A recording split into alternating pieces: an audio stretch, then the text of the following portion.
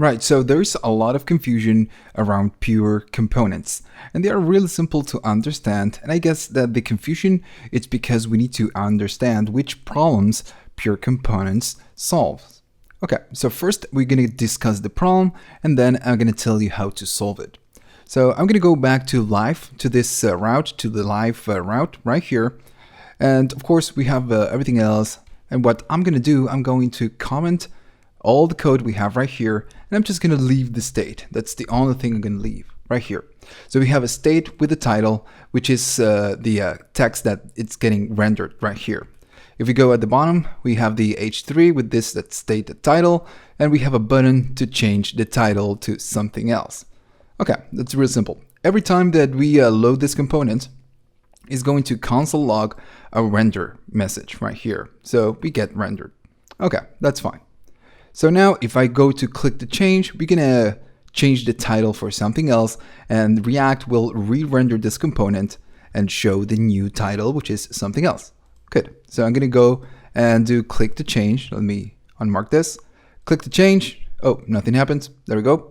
So we get something else. That's good. And right here we get the first render with the first title, and then it's gonna re-render. So we get the second render. So that's good. Now, what happens if I keep clicking this click to change? I'm going to go right here, I'm going to click it, and we get render again. If I click it again, we get render, and we get, we just keep getting rendered. Now, if we think about this is the actual problem. We are not changing the title. The title, it's always the same. It's something else whenever we change it for the first time. So why is React re-rendering the application since we have the same value? So this is the problem. Sometimes you can have a larger application with a lot of data going around, and some things are going to be changing, some other things are not going to change, but React will always re-render whenever we trigger something. So with pure components, we could detect if the state changes, and if the state changes, then it's going to re-render. If not, it's not going to re-render. So if you remember with the should component update, we could do this logic manually. I'm gonna go and uncomment should component update. I'm gonna reload the page.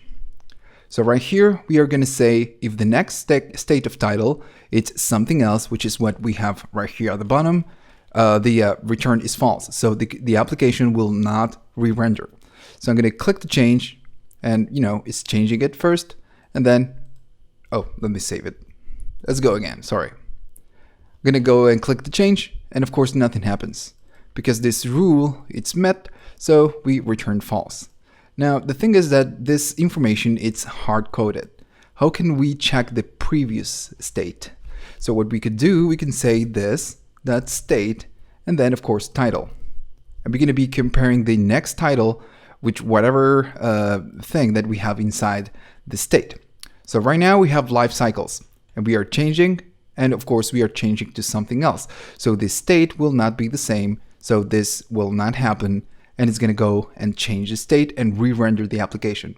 Notice that right here we get the first render. Okay, so I'm gonna click the change, we change it to something else, that's good. So it's rendered for the second time. So if I click it again, it's not going to render. This condition is met, so it's returning false. Now again, imagine you have a lot of data, a lot of state going around here, a lot of information. So what are you gonna create one scenario for every piece of state that you have? Well, that's kind of crazy.